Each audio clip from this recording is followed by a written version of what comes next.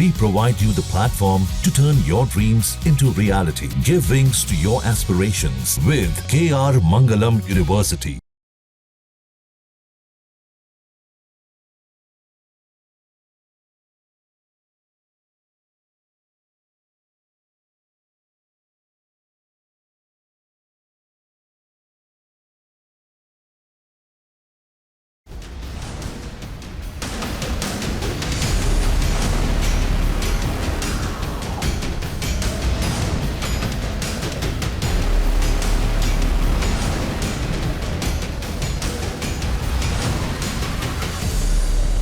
News nation देख रहे हैं आप। मैं हूं आपके साथ पयोधी शशि और मेरे साथ आज एक बहुत खास मेहमान मौजूद हैं।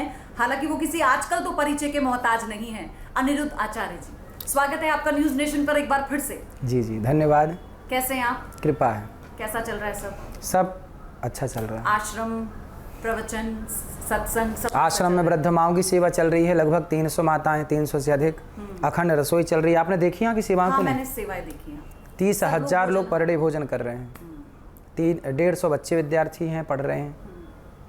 वो सब तो ठीक है, लेकिन अभी भी कुछ ऐसा है जो मन में है, जो भी मीडिया में नहीं आया हो, कोई ऐसा बयान तो आप अभी दे दीजिए ताकि मैं बाद में उस पर फिर दोबारा सवाल ना करूं, क्योंकि आजकल सिर्फ आप ही के बयान चल रहे हैं चर्चा में। कौन सा बयान चल रहा है? आपको तो पता ही है। आप बताइए। खासतौर पर महिलाओं को लेकर नाराजगी है महिलाओं में बहुत। कोई महिला नाराज नहीं है, केवल टेस्ट ड्राइव वाली, कुछ मुंह मारने वाली। टेस्ट ड्राइव वाली तो गलत तो कहा ना आपने। क्या टेस्ट ड्राइव? हमने नहीं कहा टेस्ट ड्राइव का इस्तेमाल तो गलत था ना। टेस्ट ड्राइव में चलना सही है, गलत है? बात को अभी इससे पहले जो हम बात कर रहे थे, बात को रखने का तरीका है। माँ बाप जब अपने बच्चों को समझाते हैं तो क्या इसी तरह ऐसे शब्दों का इस्तेमाल करके समझाते हैं? बिल्कुल। माँ बाप के शब्द बहुत कठोर होते हैं। जितने कठोर शब्दों से बच्चों को डांटा जाता है, बच्चों के सुधरने की संभावनाएं उतनी अच्छी होती है, तेज होती है। इसलिए डांटना बहुत ज़रूरी है। और ये हर माँ बाप का गुरु जो होता है वो मीठे शब्द नहीं बोलता। गुरु मीठे बोलने लग जाएगा तो इलाज ही नहीं होगा। डॉक्टर मीठी मीठी दवाई देने लग जाए, कड़वी दवाई दे ही ना, कैसे इलाज हो जाएगा? इतना कड़वा इलाज कि भावनाएं आहत हो जाए। आपको माफी मांगनी किन की भावनाएं? चोर को चोर बोला जाएगा तो चोर को बुरा लगेगा। आधी अधूरी बात जो मीडिया ने दिखाई थी उसके लिए माफी मांगी गई थी। कहा कि अगर मेरी बात से किसी को मेरी आधी अधूरी बात से, ये बोलो, उसमें पूरे शब्द सुनिए, मेरी आधी अधूरी बात सुन के यदि आपको बुरा लगा है तो। अच्छा ये बताइए अनिरुद्ध आचार्य जी कि ऐसा क्यों हो रहा है कि एक संत को, एक आचार्य को इस तरह के बयान देने पड़? आप अपना लोगों के साथ प्रभु का नाम लीजिए, उन्हें उसका ज्ञात कराइए, फिर इस तरह की बयान। प्रभु का नाम लेते रहें, जंगल में जाके तपस्या करें। पर जो लिव इन में रह रहे हैं, आज के लड़का लड़की बर्बाद हो रहे हैं। आज मैंने अखबार में पढ़ा कि एक लड़की एक लड़का लिव इन में थे, उनका एक बच्चा हो गया। अब वो बच्चे को ना लड़की लेने को तैयार है, ना अपना माँ का नाम देने को तैयार है, ना बाप अपना नाम देने को तैयार है। वो बच्चा पैदा होते अनाथ हो गया कि नहीं? क्या समाज में इन कुरीतियों के लिए यदि संत नहीं खड़े होंगे तो कौन खड़ा होगा? संतों का काम ही था कुरीतियों को नष्ट करना। लेकिन एक धड़ा तो ये कह रहा है कि आप सनातन की आड़ में महिलाओं को डोमिनेट कर रहे हैं। नहीं, महिलाएं और पुरुष दोनों को बोला गया। अब न्यूज ने उसे आधी अधूरी महिलाओं वाला चलाया, पुरुषों वालों काट दिया। इसमें न्यूज वालों की गलती है, मेरी गलती नहीं है। नहीं तो फिर आप ये स्वीकार कर रहे हैं कि जो आपने महिलाओं के लिए कहा इस तरह से नहीं कहना चाहिए? कौन सी बात? कोट करिए। कि मुंह मार कर आई हैं।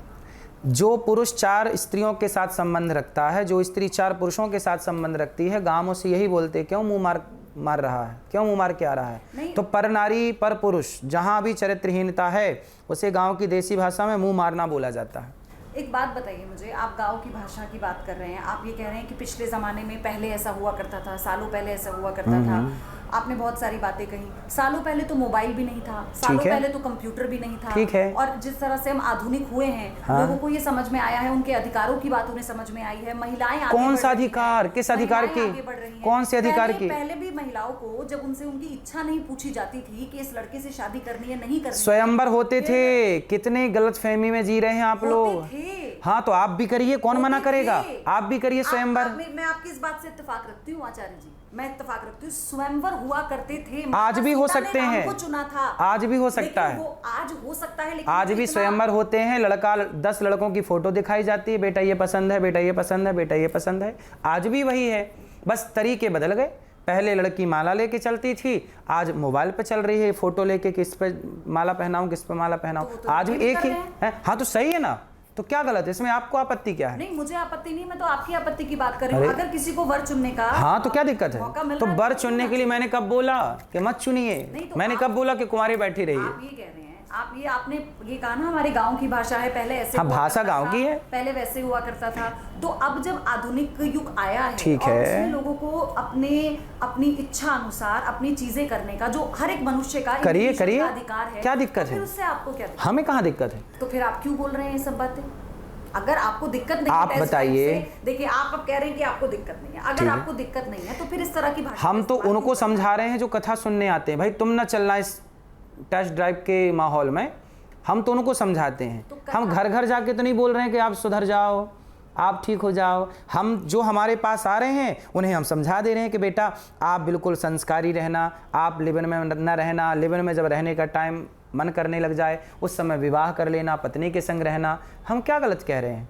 हम उन लोगों को सिखा रहे हैं जो हमारे पास आ रहे हैं। तो हम टेस्ट ड्राइव वालों के घर जा के नहीं बोल रहे हैं। ये तो आधुनिक दौर है, तो इसमें तो सोशल मीडिया का प्रचार प्रसार आपकी तरफ से आपकी पूरी टीम है जो करती है। ठीक है, आपके बयानों को भी किस तरह से ठीक है, तो जब सोशल मीडिया में ये उंगली भी तो काम करती है, आपको मेरा बयान पसंद नहीं आया तो आगे कर दीजिए।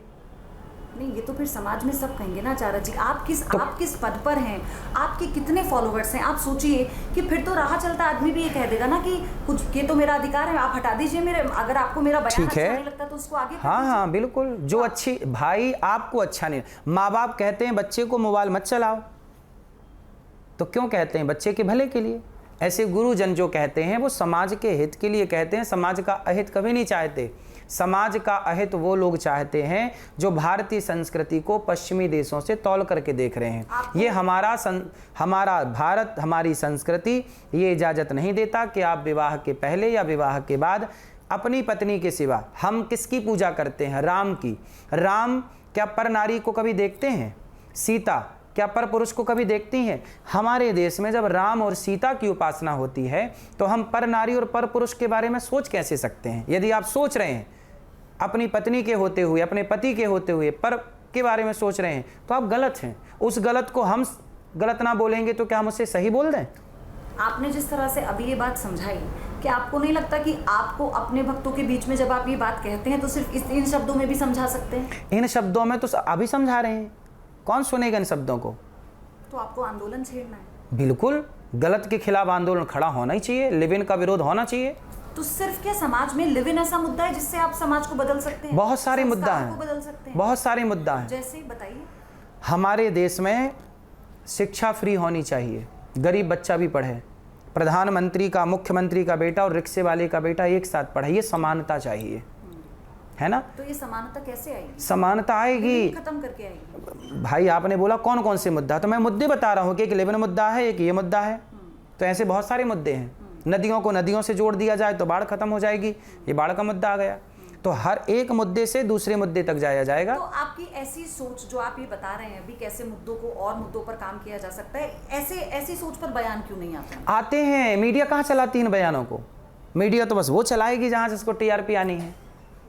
नहीं तो लेकिन आपका सोशल हैंडल भी तो वही चला रहा है जहाँ आपके तो हमारे सोशल हैंडल पर तो जाके देख लीजिए, नदियों को नदियों से जोड़ने की बात मैं कह चुका, डला है हमारे सोशल हैंडल पर, सब कुछ आएगा। आप हमारे सोशल हैंडल पर हम जो सारी बातें करते हैं, देश में बेरोजगारी खत्म कैसे होगी मैं इसकी बात करता हूँ, जाइए मेरे अकाउंट में देख लीजिए, सब चीजें पड़ी हैं। तो फिर एक संत पूरे देश की बात कर रहे हैं। सब कुछ, संतों को बात करने का अधिकार है, हमारे वेद पुराणों में पूरी दुनिया की बात है, पूरे देश की बात है। तो फिर आपको लगता है कि ये जरूरी है? क्यों, आपको क्या लगता है संत लोग जंगल चले जाएं और वहां बैठ के भजन करें और यहाँ समाज व्यभिचार करने लग जाए? क्या, किस समाज का आप निर्माण चाहते हैं? व्यभिचारी समाज चाहते हैं कि चरित्रवान समाज चाहते हैं? नहीं, चरित्रवान समाज, क्या आप चरित्रवान शब्द को मैं चाहती हूँ जरा आप इसकी व्याख्या करें, आपके लिए राम चरित्र सुनवे को रसिया, राम लखन सीता मन बसिया। हमारे यहाँ राम चरित्र मानस पढ़ी जाती है। राम का चरित्र, जो स्त्री अपने पति के अतिरिक्त पराई स्त्री, जो स्त्री अपने पति के अतिरिक्त पर पुरुष को देखती है और जो पुरुष अपनी पत्नी के सिवा पर नारी को देखता है, वो स्त्री है, वो पुरुष चरित्रवान नहीं है। चरित्रवान वो हैं जो अपने पति के सिवा किसी को न देखे। ये माता अनुसुईया रामचरितमानस में कह रही हैं, एक ही धर्म एक व्रत नेमा, काय वचन मम पति पद प्रेमा। पति कैसा हो, पत्नी कैसी हो उसी के संग रहो। अब पर नारी पर पुरुष की तरफ नजर ना रखो, यदि रखोगे तो चरित्रहीन कहलाओगे। तो क्या एक आचार्य और एक संत को जैसे शब्दों का इस्तेमाल करना उचित लगता है? पुराणों में लिखा है नारी प्रतिज्ञा चतुष्पुरुष गामिनी, ये ब्रह्मवैवर्त पुराण का श्लोक है। कह रहे हैं, आपने कहा कि जो 24-25 साल की लड़कियों की पहले शादी हो जाया करती थी, मैं भी आपकी इस बात से इत्तेफाक रखती हूँ, होता था ऐसा।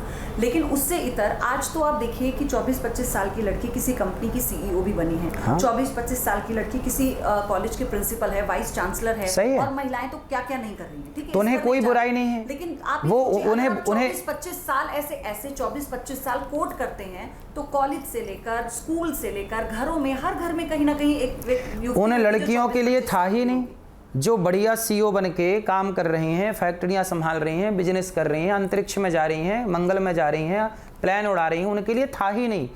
उनके लिए था जो लोग चार जगह 4 लोगों से संबंध रख रहे हैं, चाहे वो कोई भी हो। आप स्कूल के हैं, आप स्कूल में प्रिंसिपल हैं, लेकिन आप प्रिंसिपल हैं तो आपको चरित्रवान होना चाहिए। आप यदि चरित्रहीन हो गए, 4 पुरुषों के साथ 4 स्त्रियों के साथ आप संपर्क करने लग गए, तो फिर आपके लिए ये बात है, गलत हो गए। आप सही रहिए, आप बड़े पद पे जाइए, प्रिंसिपल बनिए, आप करिए, फैक्ट्रियों को चलाइए, ऑनर बनिए, क्या दिक्कत है? तो चरित्रवान रहिए। तो किसी की अपनी चॉइस है, ये तो एक निजता है किसी की। उसका उसको इतना ज्यादा ज्ञान देकर क्या जरूरत है इसमें? तो ज्ञान ना दें, टेस्ट ड्राइव का माहौल चल रहे हैं इस देश में। तो कह रहे हैं ध्यान मत दो इनकी बातों। हाँ, तो फिर मत दो, फिर क्यों इंटरव्यू, फिर ध्यान ही मत दो। आप उन्हें क्या कहना चाहते हैं? किनको? जो आपके लिए कह रहे हैं, हरियाणा के एक मंत्री ने कहा ना कि आपको अरे मंत्री संतरी छोड़िए, नेताओं के पास अपने हिसाब की समझ होती है, वो धर्म को नहीं समझते। वो धर्म को समझने के लिए उनको नेताओं के कुर्सी से उतर के संतों के चरण में बैठना पड़ेगा, तब उनको थोड़ा समझ आएगी धर्म की। ऐसे तो फिर कोई भी बकवास करते रहो। तो देश में तो राजनीति कहते हैं कि धर्म के नाम पर भी होती है, और हो रही है। तो धर्म के नाम पर राजनीति ही तो नहीं होनी चाहिए। धर्म राजनीति जो कर रहे हैं उनको धर्म का ज्ञान होना चाहिए। अब हमारे देश में एक शब्द है, संविधान में जुड़ा हुआ है, और उसका नाम है जैसे धर्मनिरपेक्ष। ये देश क्या है? धर्मनिरपेक्ष। निरपेक्ष शब्द है, सेक्युलर बोलते हैं उसको, धर्मनिरपेक्ष। अब बताइए धर्मनिरपेक्ष किसे कहते हैं? आप बताइए।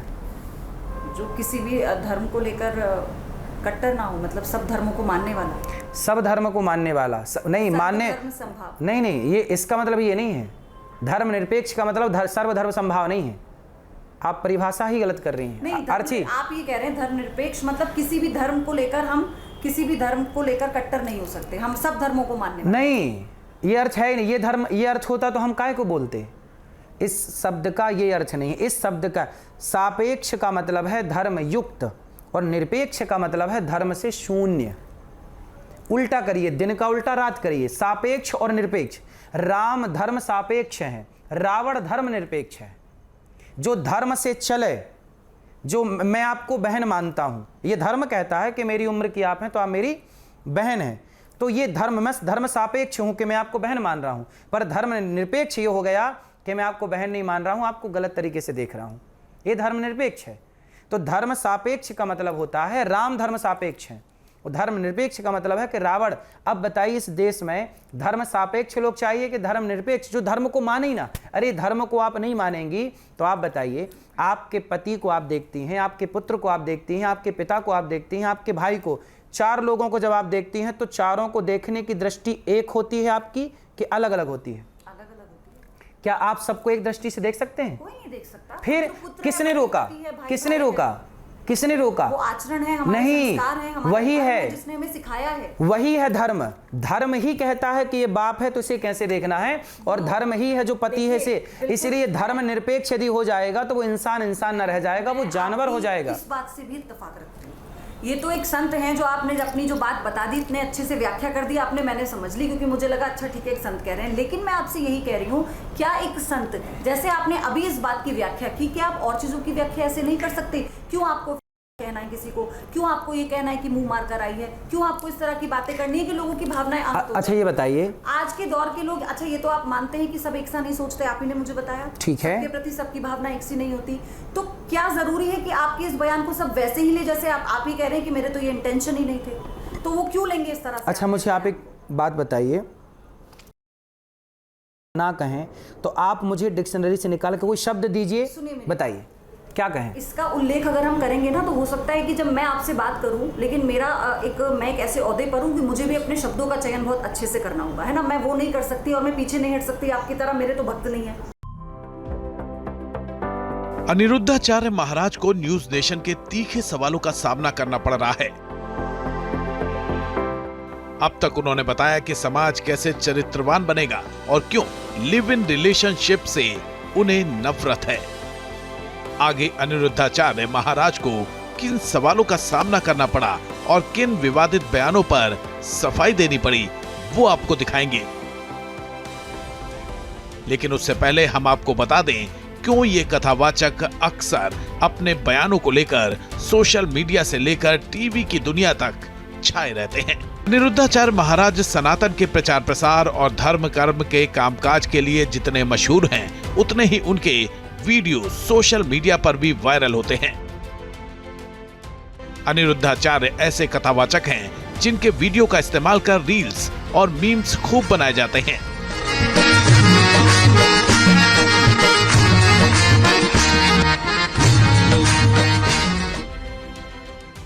ये पहली बार नहीं जब अनिरुद्धाचार्य महाराज के बयान को लेकर विवाद हुआ हो।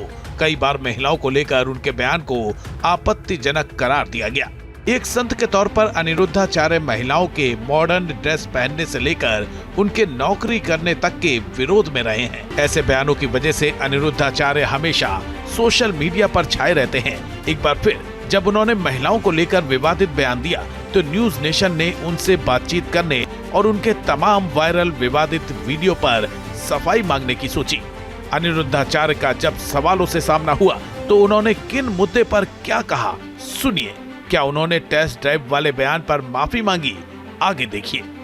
मैं सिर्फ आपसे ये कह रही हूँ कि के बारे में भी सब जानते हैं, कैसे इसका ये किस तरह का अपना ये कार्य है और कौन महिलाएं ये करती हैं, वो सब जानते हैं। लेकिन आप ये कह देते हैं कि एक लड़की, अगर एक पुरुष और महिला लिव इन में रहते हैं और उन्हें लग जाता है कि वो शायद साथ में नहीं रह पाएंगे आगे और वो अलग हो जाते हैं, तो वो महिला क्या हो गई, उसकी तुलना से कर दी।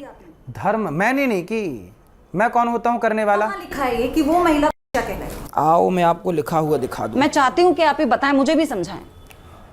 ये देखिए मैं आपको लिखा हुआ आप कोड कर रहा हूँ, आप देख लीजिए, पढ़िए क्या लिखा है। ब्रह्म वैवर्त पुराण श्री कृष्ण जन्मखंड अध्याय नंबर 75 श्लोक नंबर 64 नारी प्रतिज्ञेया चतुष्पुरुष गामिनी, ये लिखा। पुराण पढ़िए और समझिए क्या लिखा है। जो नारी, जो पुरुष एक पुरुष के साथ, दूसरे पुरुष के साथ, एक स्त्री के साथ, दूसरी स्त्री के साथ संबंध रखता हो, क्या कहा गया? पुरुष यदि है गांव बेटा चोरी और जारी से बचिएगा। जारी समझती हैं? बताइए, आप ही बताइए। आपने कभी सुना जारी शब्द? जारी नहीं सुना। गांव की भाषा है। हर माँ बाप अपने बच्चे को जब जवान हो जाता है, लड़की जवान है, लड़का जवान, समझने योग्य हो जाता है, तो माँ बाप यही बोलते हैं कि बेटा सब कुछ करना पर चोरी और जारी मत करना। चोरी मतलब चोरी ना करना, जारी मतलब पर नारी, पर पुरुष पे कभी नियत खोटी ना करना, क्योंकि नियत रावण की खोटी हो गई तो उसकी लंका जल गई। और नियत यदि साफ है तो जंगल में बन बन घूमने वाले राम के भी मंदिर बनाए जा रहे हैं, क्योंकि राम चरित्रवान है। हमारा भारत ना चरित्र की पूजा करता है। अच्छा, लेकिन उसमें ये भी तो लिखा गया है ना, चाहे पुरुष हो चाहे महिला हो, उनके लिए ये लिखा गया है कि अगर ऐसा संबंध जो आपके लिए प्रिय ना हो, ऐसा वो वर या ऐसी वो वधू जिससे आप नहीं चाहते हैं अपना संबंध बनाना या आप नहीं चाहते हैं अपना जीवन बिताना, तो ऐसे आपको जबरदस्ती किसी से विवाह नहीं करना चाहिए। तो ये तो एक तरह का अवसर हुआ ना कि अगर आपको लगता है कि आपको लगा कि आप साथ में रह सकते हैं, लेकिन जब आप साथ में आए और आपने रहकर देखा तो आपको लगा आप नहीं रह सकते, तो आपने कहा ठीक है भाई आप शादी करें, आप तलाक लें। उससे बेहतर नहीं है कि आप एक दूसरे को समझ लें और आपको लगता है कि हमारी नहीं निभेगी तो हम अलग हो जाते हैं। मैं यही तो कह रहा हूं मेरी बहन कि इन चीजों की जरूरत ही क्यों पड़े, लिव इन में रहने की जरूरत ही क्यों पड़े। मैं आपको समाधान दे रहा हूं ना, मैं समाज को समाधान भी दे सकता हूं कि आपको लिव इन की जरूरत ही नहीं पड़ेगी और आपके रिश्ते। दो बातें आपको सुननी पड़ेंगी, समय हो तो मैं सुना दूं। नहीं प्लीज बताइए। पहली बात तो हर माँ बाप को जैसी बहू आप चाहती हो वैसी बेटी डिजाइन करना सीखो, और जैसा दामाद चाहते हो वैसा बेटे को बनाना सीखो। तो माँ बाप करेंगे ये प्लानिंग कि आपको बहू कैसी चाहिए, जैसी बहू चाहिए वैसी बेटी बना के दीजिए, जैसा दामाद चाहिए वैसा बेटा बना के दीजिए। क्लियर। दूसरा, जब आपको लिव इन में रहने का मन मचलाने लगे कि नहीं अब लिव इन में रह लेना चाहिए, तो लिव इन में रह लेना चाहिए। यदि आपकी बेटी संस्कारी है, आपका बेटा संस्कारी है, तो स्वाभाविक है कि संस्कारी यदि दोनों हैं तो फिर निभ जाएगा। यही तो संस्कारों की बात थी। फिर आप जब लिव इन में रहने की ज़रूरत पड़ रही है, उसी टाइम पे आप विवाह कर लो और विवाह करके सारी जिंदगी रहो। हमने भी विवाह किया, आपके माँ बाप ने भी विवाह किया और विवाह करके वो आज तक प्रेम से रह रहे हैं। जब पहले के लोगों के संबंध चल सकते थे सैकड़ों साल तक, बुढ़ा बुढ़ी हाथ पकड़ के चलते हैं आज भी बहुत पुराने, तो जब पुराने समय के संबंध चल सकते हैं तो आज क्यों नहीं चलेगा? पुराने समय में और अब में जो बदलाव आया उस पर तो हमने ध्यान किया, लेकिन उस समय में आपको भी शायद हो सकता है उस तरह के आंकड़ों का ज्ञात ना हो कि कितने ऐसे मामले आते थे जब रिश्ते नहीं चलते थे। और कभी कभी तो ऐसा होता था कि चाहे वो पुरुष है चाहे महिलाएं हैं, वो पूरी जिंदगी इस रिश्ते को इसलिए निभाते थे क्योंकि उनके पास इससे बाहर निकलने का चारा नहीं था। बड़ों का दबाव इतना होता था, महिलाओं की मृत्यु हो जाती थी, दहेज को लेकर उन्हें मार दिया जाता था, महिलाएं खुदकुशी कर लिया करती थी। क्यों? क्योंकि उन्हें वो उस व्यक्ति के साथ और उस घर में निभा नहीं पा रही थी। तो अब तो कम से कम महिलाएं बोलने लगी है ना, वो कहने लगी है शादी से पहले कि नहीं हमें नहीं रहना इनके साथ, नहीं हमें शादी करनी है। तो ये तो एक विकल्प आ गया ना समाज में। ये भी तो है कि इससे आप देखिए कि अगर सोच समझ के शादी ब्याह किया जा रहा है तो इसमें क्या दिक्कत है? रिश्ते नहीं टूटेंगे फिर उसके बाद। हम वही तो कह रहे हैं कि क्यों ना हम इस पे डिबेट करें, इस पे डिस्कशन करें, ऐसे संस्कार दें कि भाई रिश्ते टूटे ही ना किसी के। क्यों ना हम इस मुहिम को स्टार्ट करें कि रिश्ते टूटे नहीं, इतने पक्के रिश्ते हों कि टूटे ही ना, संभावना ही ना हो। क्यों ना हम इस पर मंथन करें? हम क्यों इस पर मंथन करें कि लिव इन को आप सही कहिए। अच्छा, आप मुझे एक बात बताइए, आपने जैसे कहा कि जो लिव इन में रह रही है लड़की, आपने उसे उसकी हमने नहीं, शास्त्रों ने। आप शास्त्रों का नाम लेके किसी भी शब्द, ऐसे तो कितने ऐसे शब्द हैं जिनका उल्लेख उसमें है जो आप कह रहे हैं, मैंने आपकी इस बात को भी मान लिया, लेकिन उसका जो कन्वे है, उसका जो प्रचार प्रसार है वो किन शब्दों में किया जाना है, ये तो आप जैसे लोगों पर निर्भर करता है ना। क्योंकि समाज में तो आप कह रहे हैं कि आप सनातन धर्म के ठेकेदार हैं, आपके साथ लोग लगे हुए हैं। ठेकेदार शब्द सही नहीं है, ये तो हम सब धर्म के सेवक हैं, ठेकेदार नहीं। हम सब सनातन के सेवक हैं और सेवा कर रहे हैं। ये धर्म की सेवा हम नहीं करेंगे, धर्म का पालन हम नहीं करेंगे तो कौन करेगा? आप जैसे न्यूज़ चैनल के ठेकेदार हैं, ऐसे हम सनातन के सेवक हैं। आपने कहा कि चलो, आपने जो जिस बात का जिक्र किया, अगर किसी महिला का तलाक हो जाता है ना, तो आप उसे क्या कहेंगे फिर? वो एक पुरुष के साथ रह चुकी है, वो उस बंधन में रह चुकी है, भाई, लेकिन क्योंकि वो नहीं, कॉन्सेप्ट ही नहीं समझ रहे हैं आप। मैं यही कह रहा हूं कि तलाक ही क्यों हो। आज के 100 साल पहले भारत में तलाक होते थे। पहले दोनों बात सुनी, मैं अभी इस पर भी बात करूंगा कि हो रहे हैं। पहले मेरी बात का उत्तर दीजिए, क्या 100 साल पहले इस राष्ट्र में तलाक होते थे? मुझे 100 साल पहले की बात नहीं पता, हाँ कुछ साल पहले की जरूर बता सकती हूँ मैं आपको। 50 साल पहले, 40 साल पहले लोग अलग हो जाया करते थे। पर 100 साल पहले का आप डेटा लाइए। हम ये नहीं कहते कि नहीं होंगे, पर ना के बराबर। आज तक मेरे गांव में, आज तक हमारे गांव में तलाक नहीं हुआ, किसी आज तक नहीं हुआ। हम जिस गांव से हैं, हमारे गांव के 50 गांव अगल बगल हैं, उन 50 गांव का डेटा लाइए। शहर में तलाक हो रहे हैं, गांव में आज भी गांव का रेशो उठाकर देखिए, शहर के रेशो को उठाकर देखिए। मेरा गांव ऐसा है, आज तक एक भी तलाक नहीं हुआ। और मेरे गांव के अगल बगल के 50 गांव में एक भी तलाक नहीं हुआ, और शहरों में हर गली में 4 तलाक है। नहीं तो इस पे तो तर्क लोग ये भी देते हैं ना कि गांव में लड़कियों को इतनी आजादी नहीं मिल पाती कि वो ये बोल पाए कि हमें नहीं रहना, खुदकुशी कर लेती हैं कुएं में। आज भी महिलाएं कुएं में कूद कर जान दे रही हैं, सिर्फ प्रताड़ित। क्या शहर के लोग नहीं कुएं में कूद रहे हैं? क्या? हाँ बिल्कुल कूद रहे होंगे। बॉलीवुड के लोग, एक्टर लोग नहीं फांसी लगा रहे हैं? बिल्कुल लगा रहे हैं, वो तो पढ़े लिखे थे। बिल्कुल लगा रहे हैं। फिर आप गांव और शहर को अलग अलग मत कीजिए ना, अलग अलग। इसलिए आप एक सिचुएशन है, एक व्यवस्था है। हमने केवल डेटा दिया आपको कि आप रिसर्च करिए कि गांव में तलाक के केस 0 हैं। 100 गांव खोजेंगे तो एक मिल सकता है, पर गांव 0 है तलाक केस में। शहर खूब आगे है। तो जब जिसे यही करना है कि यार एक के संग अब 10 साल रह लिया, अब थोड़ा दूसरा, फिर तीसरा, जिसे फ्लेवर चाहिए अलग अलग, तो वो जा रहा है। लेकिन आपने सिर्फ इसी एक पहलू से, चलिए मैं आप ही की बात को लेकर कहती हूँ, आपने पुरुष और महिला के पूरे चरित्र का एकदम से पूरी व्याख्या कर दी। क्या एक व्यक्ति अगर कोई तलाक ले रहा है, फिर चाहे वो पुरुष भी हो, हाँ, तो ये जरूरी है कि वो चरित्रहीन होगा इसलिए तलाक ले रहा है? मनमुटाव हो जाता है, लोग तलाक ले लेते हैं। भाई मन मुटाव होता है, कई बार तो ऐसा होता है कि तलाक लेने के बाद दोनों विवाह ही नहीं करते। दोनों, लड़की भी अपने रहती है अपने बच्चों के साथ, पुरुष भी अपना खुश रहता है, वो विवाह ही नहीं करते। पहले, अब मेरी एक सगी मौसी, अभी भी जीवित है मेरी मौसी, उनका विवाह हो गया था लगभग 12 साल में। उस जमाने की बात है, आज से लगभग 85 साल, 90 साल की होंगी मेरी मौसी, लगभग 85 साल पुरानी बात, 80 साल मान लीजिए और 75 मान लीजिए चलिए। हमारी मौसी का विवाह हुआ लगभग 14 साल में, 13-14 साल में, और जल्दी बल्कि। और उनके पहले क्या होता था, विवाह होता था और विवाह के 4 साल बाद, 5 साल बाद वो होता था विदाई। तब तक विवाह के बाद लड़की मायके में रहती थी अपने माँ बाप के पास, उसे पता ही नहीं होता था कि मेरा ब्याह हो गया। हमारी मौसा जी की होगी मृत्यु, विवाह के कुछ महीने बाद मृत्यु हो गई। हमारी मौसी उस समय छोटी थी, मतलब अपने पति को टच भी नहीं किया, जाना ही नहीं कि पति क्या, और उनकी विधवा होकर आज उन्होंने सारी जिंदगी गुजार दी। ऐसे बहुत सारे लोग हैं, बहुत सारे मेरी नजर में भी ऐसे बहुत लोग हैं। इसलिए इस देश का नाम है पतिव्रता नारी। इस ऐसी स्त्रियों को क्या बोलते हैं, पतिव्रता नारी। अच्छा, मेरा एक सवाल है आपसे। तो हमारा देश पतिव्रताओं का देश है, इसी पर ना कि कुलटाओं का।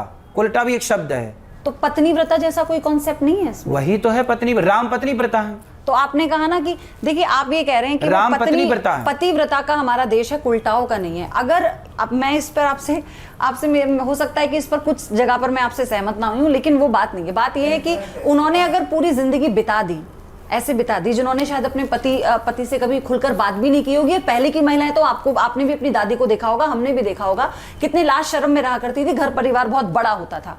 लेकिन अगर एक वही महिला, मतलब आपने अपनी मौसी का उदाहरण दिया ना, लेकिन मैं कहती हूँ वही महिला, अगर कोई समाज भी और वो महिला इच्छा जाहिर करे कि नहीं, मुझे शादी कर लेनी चाहिए क्योंकि मुझे भी अधिकार है उसी तरह से सुखी रहने का, तो क्या वो गलत मानेंगे आप?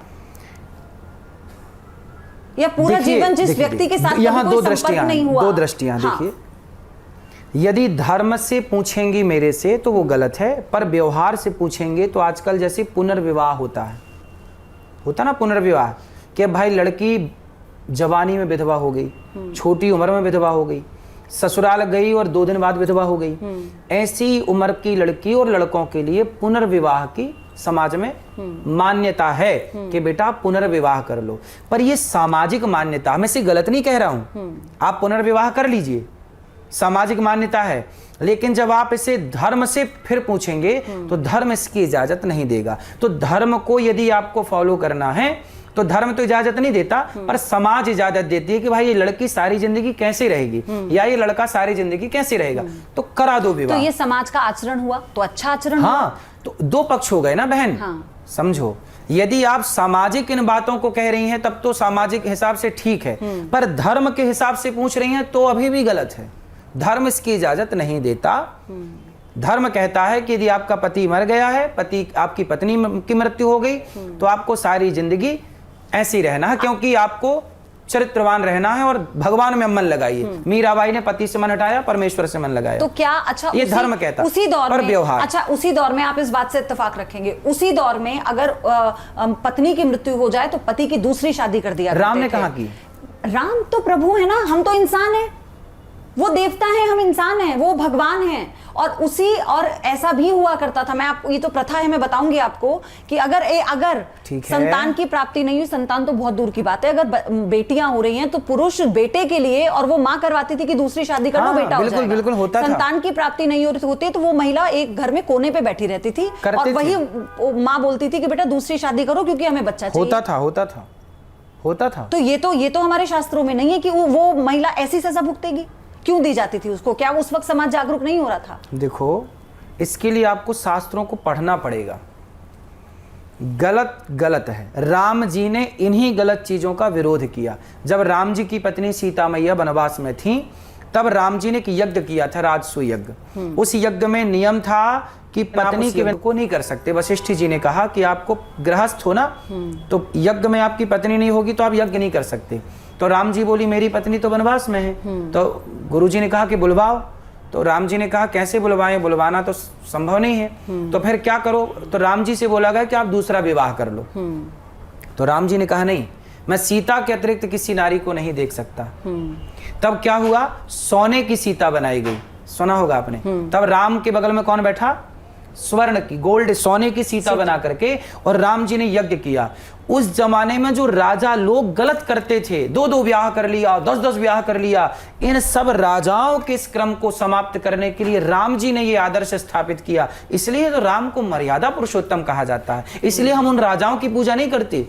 इसलिए राम के पिता दशरथ जी भी तो थे, उनकी 3 रानियां हैं, अन्य ग्रंथों के अनुसार उनकी 700 रानियां हैं, लेकिन राम जी ने इन्हीं सब का तो खंडन किया। तो जब राम की पूजा आप कर रहे हैं तो फिर राम के आदर्श को मानिए ना। दूसरी पत्नी के बारे में आप क्यों सोचेंगे? पुरुष भी क्यों सोचे परनारी के बारे में? सिद्धांत मतलब सिद्धांत। राजा गलत थे जो आपने बोला, बिल्कुल सही बोला आपने। उन राजाओं को राम जी ने मुंह दिखाया कि तुम गलत कर रहे हो, देखो मैं हूं। आजकल तो लोग 70 साल में ब्याह कर रहे हैं। आज प्रेजेंट की बात करो, 60 साल में विवाह करें। अब बताइए, ये उम्र ईश्वर के चिंतन की है कि ये शादी ब्याह करने की उम्र है? 50-50 साल की स्त्रियां, कुछ स्त्रियां 60-60 साल की, कुछ स्त्रियां 25-25 साल के लड़कों से ब्याह कर रही हैं, कुछ पुरुष 25 अपनी बेटी की उम्र की लड़कियों से कुछ पुरुष ब्याह कर रहे हैं। समाज में चल रहा है, आप गवाह होंगे इस बात के। आपकी बेटी की उम्र के पत्नी ले आए, ये धर्म है? मतलब कुल मिला के आपको केवल भोग भोगना है। अच्छा, पहले भी तो पहले भी बिल्कुल, और पहले भी ये होता था कि छोटी उम्र की लड़कियों की शादी बड़े उम्र के पुरुषों से हो जाया करती थी। क्यों? गलत था ना। मैं सबका इस गलत का विरोधी हूं, और हमारे शास्त्रों में इनका कहीं पक्ष नहीं है। अच्छा, हमारे इतिहास में विधवा का पुनर्विवाह, सती प्रथा खत्म हुई, इसके लिए बड़ा आंदोलन था।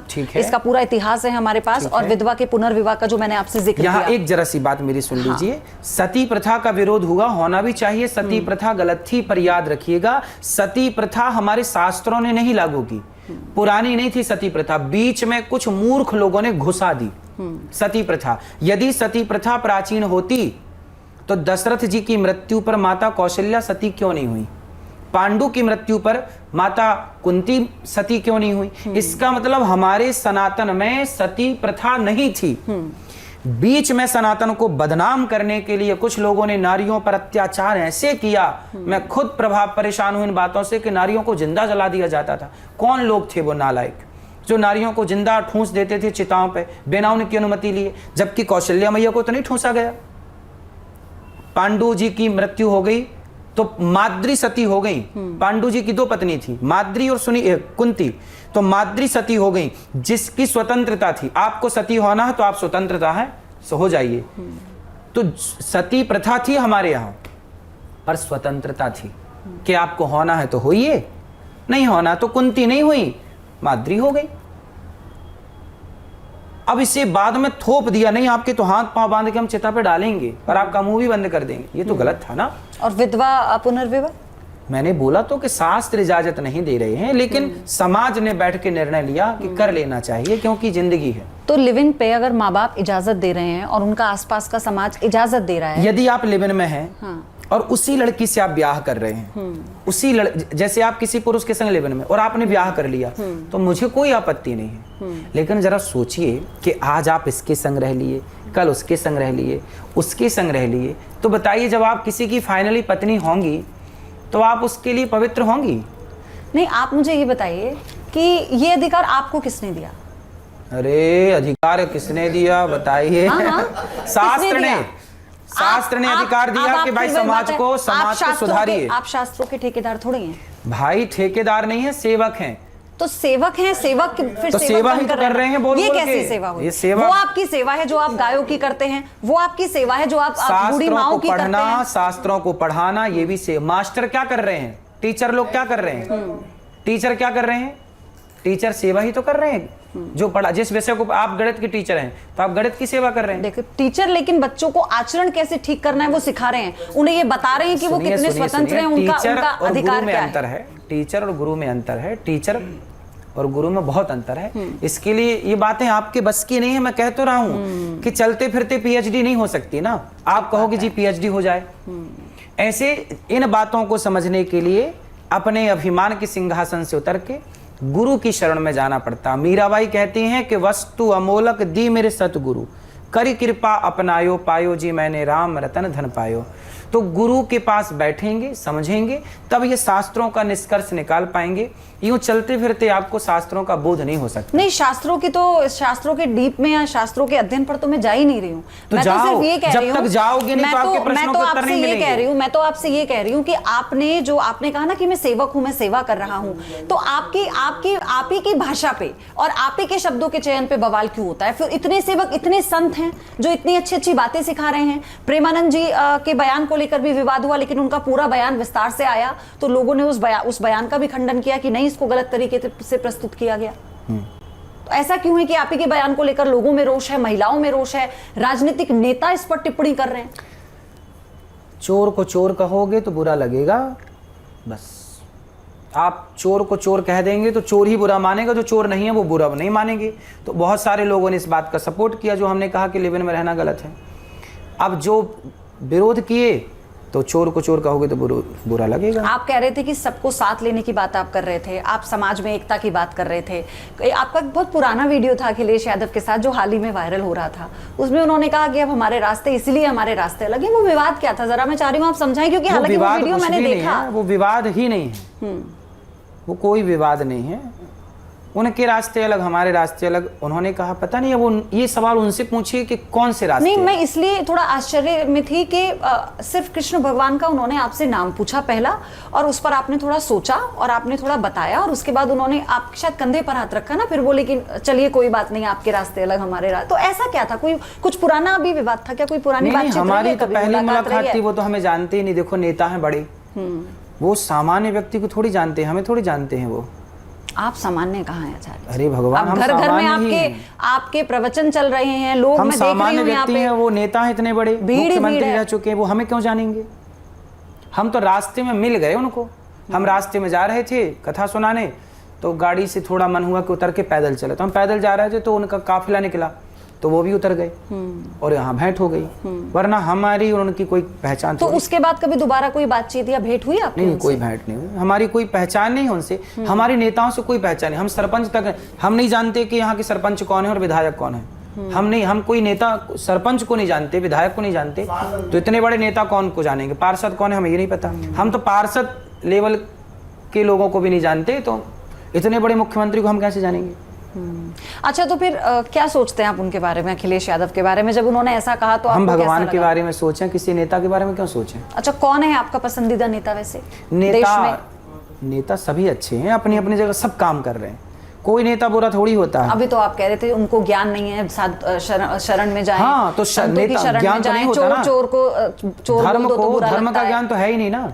धर्म का ज्ञान तो नेताओं को नहीं होता, क्योंकि वो सत्संग करते नहीं। जो सत्संग करते हैं उनको ज्ञान है, कुछ नेताओं को ज्ञान है, कुछ नेताओं को नहीं है। अच्छा, तो ऐसे भी नेता हैं जो आपसे आकर कह रहे हैं कि आप ठीक कह रहे हैं, जो आपने कहा वो ठीक है, ऐसा है? हुआ कभी? हमें नेताओं से सर्टिफिकेट नहीं लेना, कौन ठीक कह रहा कौन गलत कह रहा। हमें पता है कि समाज में हमने जिनको कहा उन तक बात पहुंच गई।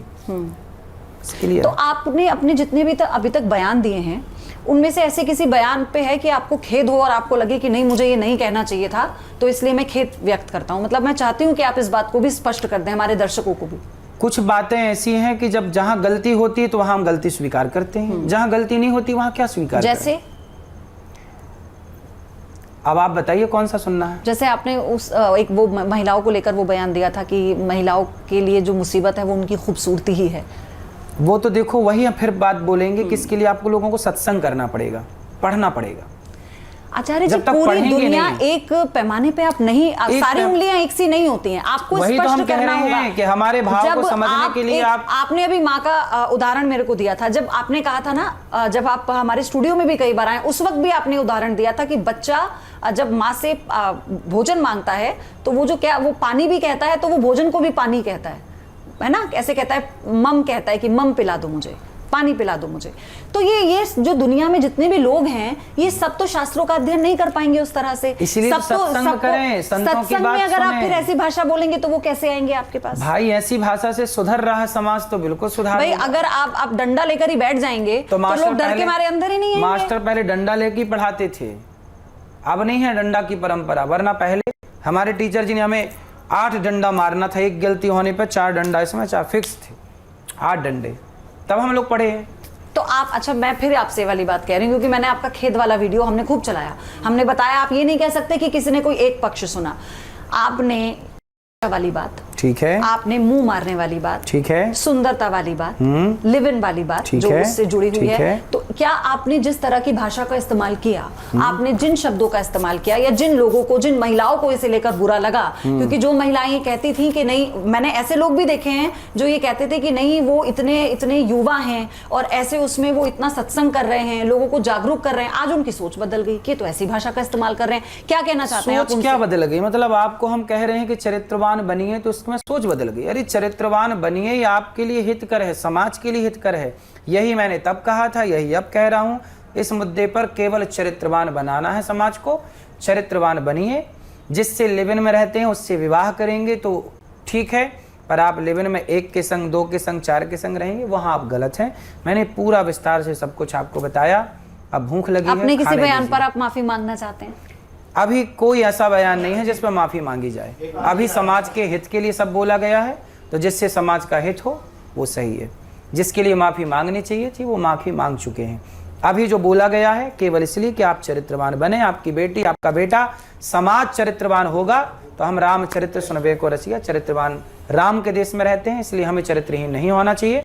राधे राधे। बहुत बहुत धन्यवाद आपका न्यूज नेशन के साथ जुड़ने के लिए। थैंक यू, बने रहिए हमारे साथ। Thank you.